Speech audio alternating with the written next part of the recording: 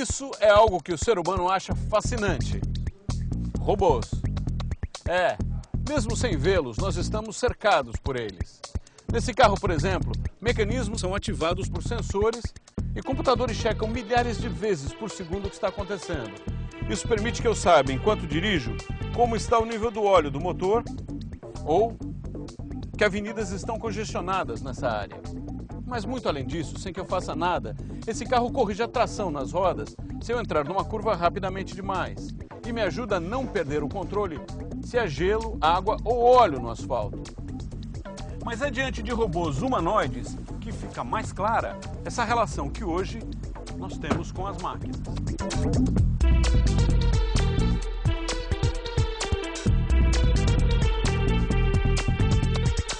Os robôs estão ficando mais articulados, mais rápidos e capazes de realizar tarefas cada vez mais complexas. E estão muito mais inteligentes. A robótica caminha para ser uma das maiores áreas de pesquisa e desenvolvimento no mundo nas próximas 2 décadas. Tem gente começando cedo. As competições de robótica impulsionam esses cientistas do futuro. O meu interesse é a tecnologia, essa coisa de programação, robótica, montagem. O bom é começar cedo, que vai desenvolvendo mais habilidade cada vez mais e mais. No programa de hoje vamos mergulhar no mundo da robótica e vamos mostrar também quem está pensando a fundo sobre esse assunto.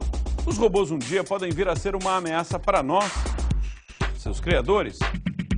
As nossas máquinas são muito mais rápidas que a gente, mas até que ponto a máquina vai ser capaz de escrever uma peça de teatro? Né? Quer dizer, talvez o estilo de inteligência que a gente está desenvolvendo seja intrinsecamente diferente do que a gente considera a inteligência natural. O Espaço Aberto Ciência e Tecnologia está começando agora.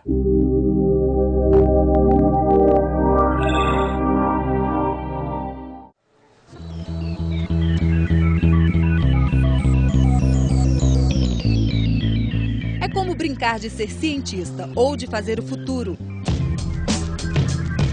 Esses garotos estão simulando uma situação de resgate num acidente. Na competição, o robô tem de identificar as vítimas nos escombros. Nada de controle remoto. O aluno tem de fazer uma programação no computador para que o robozinho, por sensores, tome as decisões sozinho. O básico da inteligência artificial, mas que dá muito trabalho para a garotada. Nunca ele fica pronto. Geralmente o robô, você nunca diz, o robô está pronto, a gente pode descansar.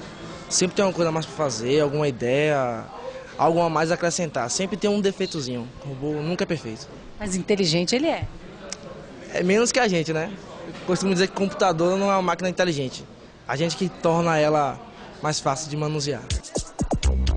É diversão, mas também aula prática de robótica. São mais de 100 competidores de todo o Brasil que participaram em Brasília de 2 campeonatos. A competição brasileira de robótica para estudantes de engenharia elétrica, mecatrônica e ciências da computação e a Olimpíada Brasileira para alunos do ensino médio fundamental. Meninos que mal entraram na adolescência falam do assunto com uma segurança de impressionar. Cada pessoa tem um interesse. O meu interesse é a tecnologia, essa coisa de programação, robótica, montagens. Uma coisa que eu tenho certeza que vai fazer uma diferença no meu futuro. Em vez de estar jogando bola, que seria uma coisa que eu posso me divertir quando eu quiser. André Shimizu tem 12 anos e nem pode ser considerado tão precoce assim. Nas Olimpíadas de Robôs na Coreia do Sul, realizadas em agosto, o repórter Roberto Kovalik encontrou garotos ainda mais novos.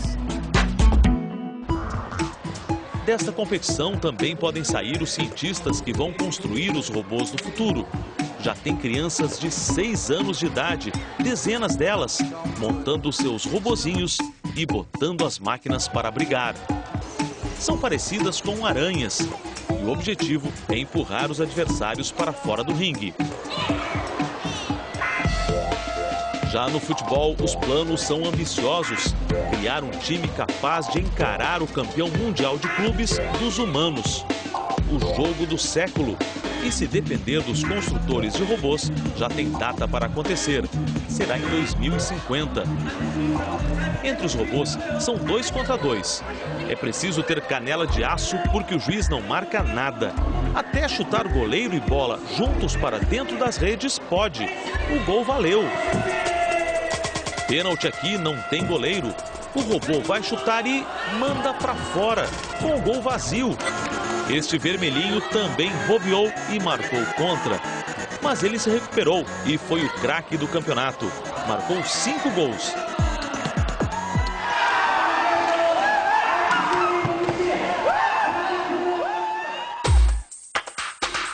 Aqui no Brasil, esses garotos são promessas de sucesso. É um ambiente motivador. O que nós queremos é que eles desenvolvam tecnologia, desenvolvam ciência, e a competição é um meio para eles atingirem essa excelência acadêmica, essa excelência científica, essa excelência tecnológica. Afinal de cada competição, as equipes sabem exatamente o que as outras fizeram. E aí eles tentam fazer algo a mais. E assim a gente consegue evoluir bem o nível científico e tecnológico. Este tipo de estímulo é mais do que necessário num país que ainda está dando os primeiros passos na área da robótica. E o Brasil ainda tem muito o que investir, diz Alexandre Simões. Ele é professor da Unesp, Universidade Estadual Paulista Júlio de Mesquita Filho. Robótica, inteligência artificial, automação e controle, visão computacional e processamento de imagem são assuntos que ele domina no meio acadêmico. Alexandre também coordena a Olimpíada Brasileira de Robótica. Ele acredita que um dos entraves enfrentados é a cultura do brasileiro, que ainda não assimilou a robótica. Uma situação que precisa mudar, porque em 20 anos, quem não se relacionar com robôs vai ser como alguém hoje que não consegue sacar dinheiro no caixa eletrônico. A tendência que está se delineando é que a robótica seja uma das 3 maiores áreas de pesquisa e desenvolvimento no mundo nas próximas 2 décadas, né? Então, quer dizer, se projeta uma fatia econômica e social no mundo bastante significativa, uma tendência de crescimento muito boa. E eu penso que o Brasil tem que acelerar o passo de crescimento nessa indústria. O Brasil, ele viveu nas décadas de 80 e 90 como um grande importador de robótica. Eu penso que essa tendência ela não tem como se manter se a gente quiser ter uma fatia significativa desse bolo. O Brasil ele tem que investir em tecnologias novas, ele tem que apostar na capacidade técnica do seu pessoal, que é muito boa. O brasileiro tem que ser mais ousado, né? Tem que propor produtos novos e conquistar mercados novos. Se a gente não tiver essa mudança cultural, né, de apostar no brasileiro, essa fatia não vai crescer. Pelo menos aqui, nas competições, ousadia não falta. Este é considerado o desafio mais difícil, um verdadeiro quebra-cabeça. Cada equipe tem 2 robôs. Um arrasta os blocos e monta os caminhos, o outro anda por cima. Tudo isso em 5 minutos e sem controle remoto. Aqui também a programação tem de ter sido feita antes no computador. Na hora do jogo, quem toma as decisões são as máquinas. Os robôs são um sucesso, todos iguais, mas só por fora. Foram programados para jogar futebol. Não existe controle remoto. Com as câmeras no teto, o computador lê as cores dos robôs, devolve as informações para os jogadores. Os robôs sabem onde estão os adversários e o que precisam fazer.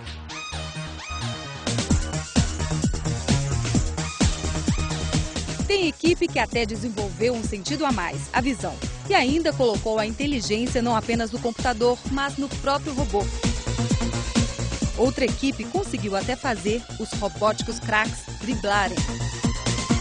Nossa equipe, ela está tentando implementar o chapeuzinho, né, que é o chute por cima, né, e é muito difícil, você precisa fazer cálculos físicos, né, até encontrar o ponto certo ali, o toque também é muito difícil, né, você tem que saber a posição onde a bola vai estar e tal, então é complicado realmente trabalhar com robôs assim. Complicado? Isso nem de longe é capaz de abalar a evolução da robótica. As máquinas já superaram os humanos em diversos campos. Já venceram o campeão mundial de xadrez, fazem contas muito mais rápido do que o melhor matemático, sabem analisar probabilidade e tomar decisões pela razão. Não dá pra gente ter a ilusão de que a gente vai concorrer com a máquina na habilidade de fazer conta, mas até que ponto a máquina vai ser capaz de escrever uma peça de teatro? Né? Quer dizer, talvez o estilo de inteligência que a gente está desenvolvendo seja intrinsecamente diferente do que a gente considera a inteligência natural. Né? Em resumo, não há um consenso dos pesquisadores sobre como vai ser, se é possível que exista essa máquina inteligente, como ela vai ser. Ela pode ser algo completamente diferente daquilo que a gente imagina. Quem vai definir até onde a tecnologia vai avançar é essa nova geração, acostumada a desafios desde cedo, no Brasil e ainda mais do outro lado do mundo.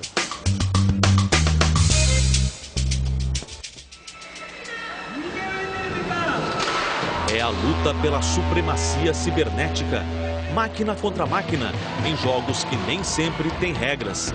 Vale quase tudo para saber quem é o melhor e o mais forte no mundo dos robôs. Alguns esportes de robôs são violentos, por isso o público humano fica lá do lado de fora. Eles competem aqui dentro desta arena, cercada por acrílico reforçado. Alguns robôs não chegam ao fim do jogo inteiros. Quem teria coragem de enfrentar este escorpião robô com suas serras assassinas? Esse é um dos obstáculos que os robôs em forma de carros têm que tentar desviar enquanto se enfrentam na arena. Fogo, martelos, alçapões escondidos. É uma disputa pela sobrevivência e para esmagar o adversário.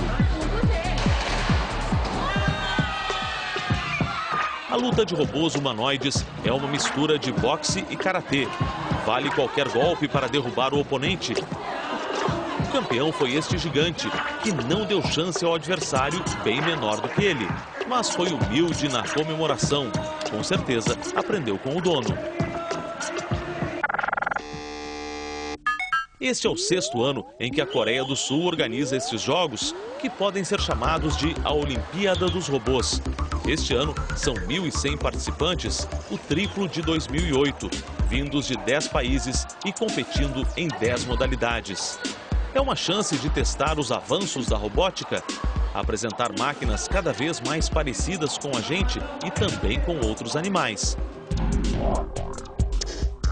Um zoológico robô mostra a girafa cibernética, a mosca gigante e outros animais que, felizmente, ainda estão sob controle dos humanos. Já imaginou um bicho desses solto por aí?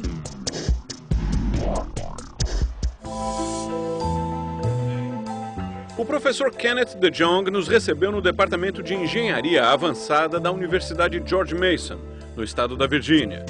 Com 34 anos de experiência, o professor de Jong ensina seus alunos de pós-graduação a produzir robôs que conseguem raciocinar.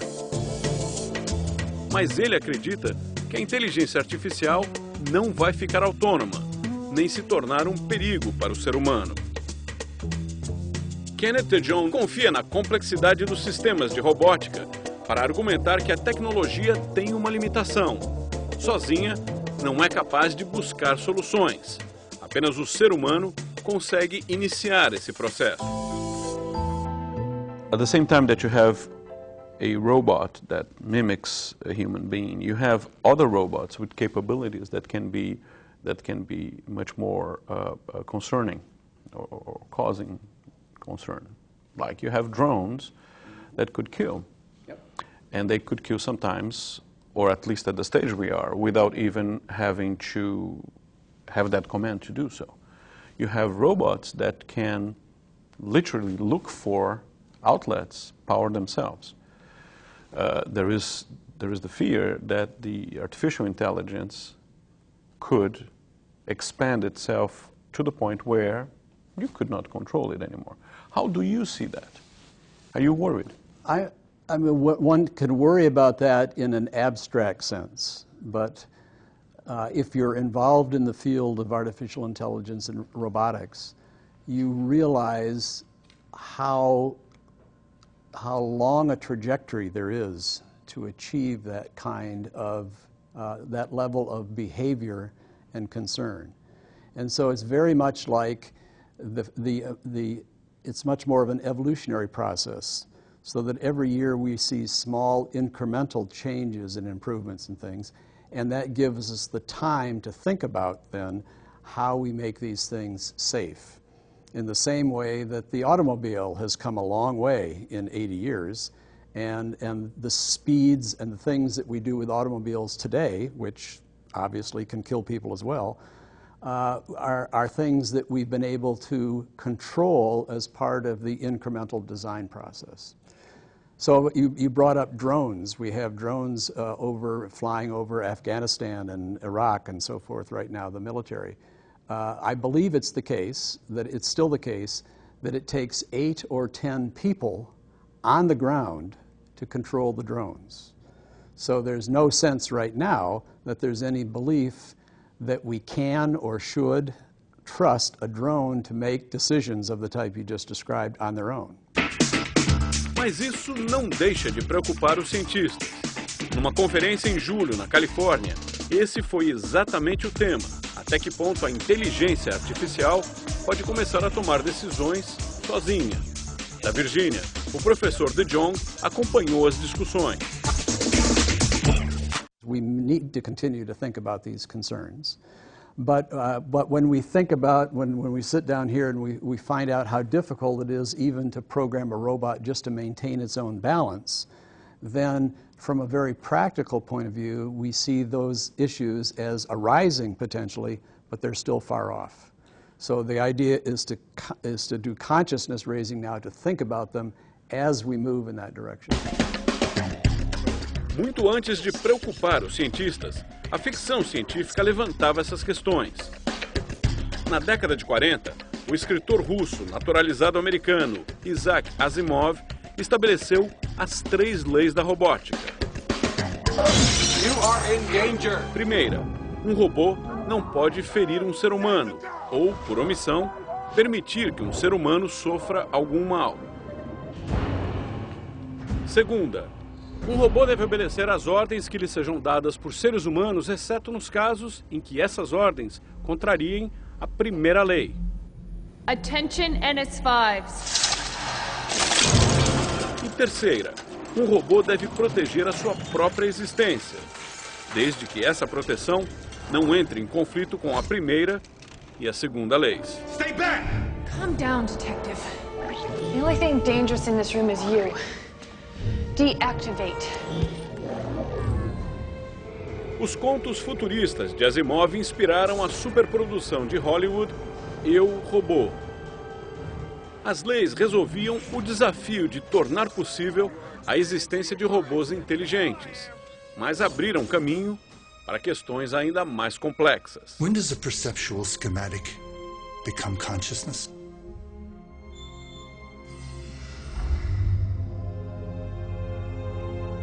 When does a personality simulation become the bitter moat of a soul? Será que a ficção científica está tão distante assim? The question being, is the technology already at a point where if you really want to be, if you really want to empower a machine, you could? I don't believe so. So you use the word empower, so its own volition. Right. And the question now is its own volition with respect to what?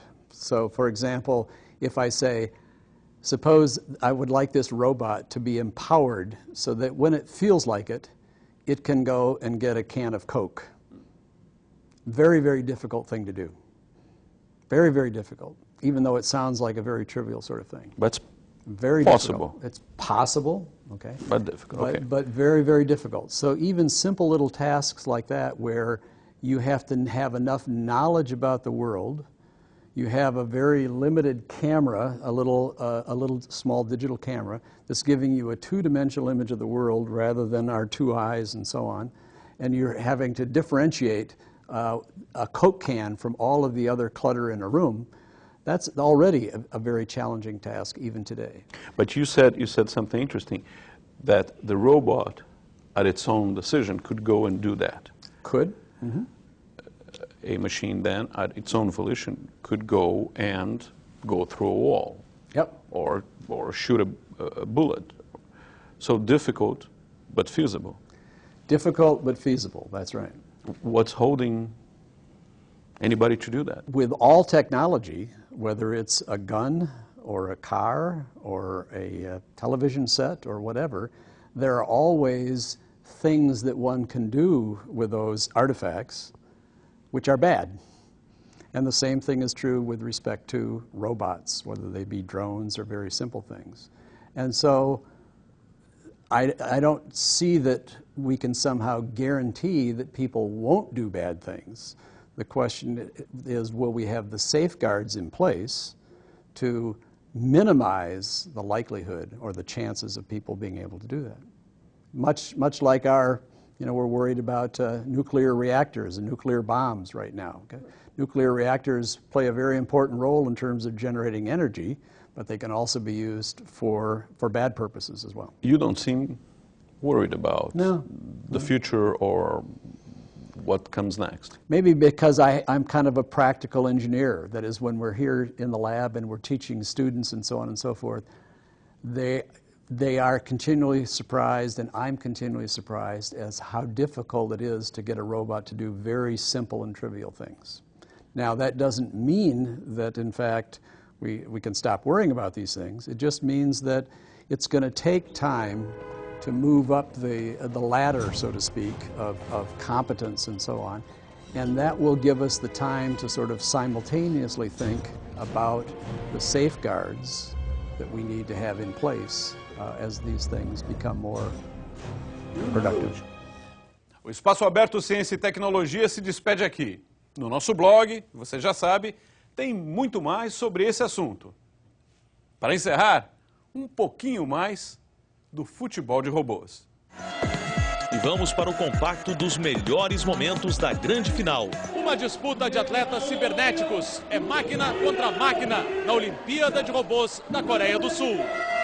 A narração é de Tadeu Robô Schmidt. Quando o Hobbit vencia a partida por 1-0, o Cassetter arrancou o empate com esse gol. E só não foi de perna de pau, porque dentro do campo só tinha robô, né? Mas o Hobbit chegou à vitória com a bobeira da zaga do Cassetter. O baixinho aproveita a falta de ginga da defesa, né? Falta de óleo nas engrenagens e chuta para fazer o gol da vitória. 2-1, Hobbit Futebol Clube.